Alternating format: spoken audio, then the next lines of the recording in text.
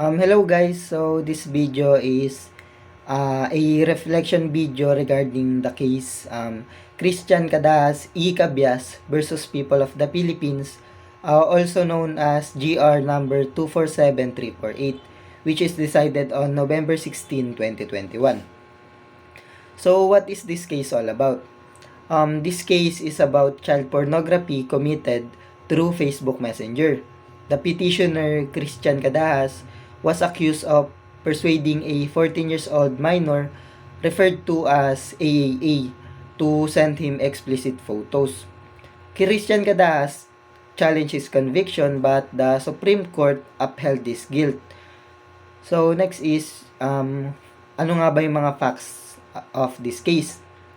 So Christian Cadahas met AAA, a 14 years old minor, at the canteen where he worked. They became sweethearts in April 2016, even though AAA's mother is disapproved to their relationship. In November 2016, AAA's mother discovered conversations where Cadahas convinced AAA to send him intimate photos. AAA complied and sent pictures of her private parts via messenger.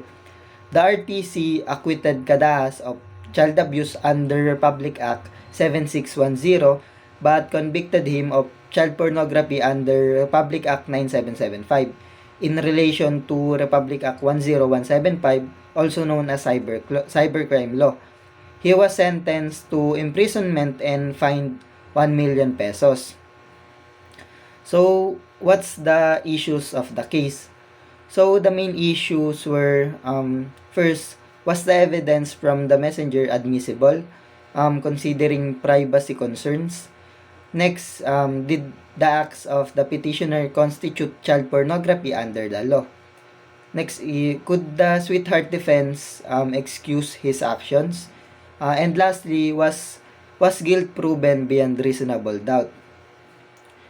Para naman sa naging ruling ng Supreme Court, so the Supreme Court ruled that the evidence was admissible because it was obtained by a private individual, which is AAA's mother, not by the state.